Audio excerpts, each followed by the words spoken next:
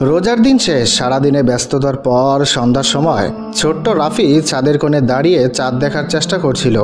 সে জানে চাঁদ দেখলে ঈদ হবে, আর ঈদ মানে নতুন জামা, সুস্বাদু খাবার আর আনন্দ। কিন্তু এবার ঈদটা যেন তার পরিবারের জন্য একটু অন্যরকম। রাফির বাবা রাশেদ আহমেদ ছিলেন একজন গার্মেন্টস কর্মী। কোনোভাবে ছোটোখাটো কাজ করে সংসার চালালেও এবার ঈদে নতুন জামা কেনার মতো সামর্থ্য ছিল না তার বাবার। রাফি খুব বুঝদার ছেলে, সে বাবাকে কখনো কোনো আবদার করতো না, কিন্তু তার চোখের গভীরে এক অনাথ কষ্ট লুকিয়েছিল।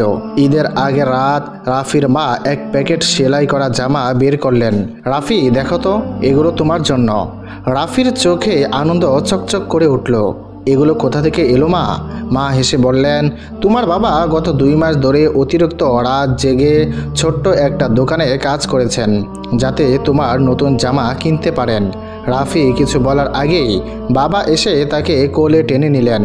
জানো রাফি, ঈদ মানে শুধু নতুন জামা নয়, ঈদ মানে পরিবারকে ভালোবাসা দেওয়া, একসাথে সময় কাটানো, একে অপরকে খুশি রাখা। তুমি আমাদের হাসি মুখ দেখলেই ঈদ পরিপূর্ণ হবে।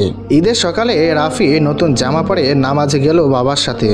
নামাজ শেষে তাদের পাড়ার ধনী এক ব্যবসায়ী সবাইকে একসাথে ডেকে বললেন, আমি এই মহল্লার সবাইকে জানাতে চাই, আমি এবার 10 জন গরিব মানুষকে স্থায়ী চাকরির ব্যবস্থা করেছি। তাদের মধ্যে একজন রাশেদ ভাই। এই কথা শুনে রাফির বাবা আবেগে কেঁদে ফেললেন। তার ঈদ এবার সত্যিকারের আনন্দে ভরে উঠল। রাফি বাবার হাত ধরে ফিসফিস করে বলল, বাবা, এবার ঈদে সবচেয়ে বড় উপহার আমরাই পেয়েছি, তাই না?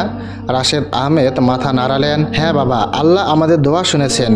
এভাবেই ঈদ শুধু আনন্দের জন্য নয়, ভালোবাসা, সহমর্মিতা আর আশার এক সুন্দর উৎসব হয়ে ওঠে।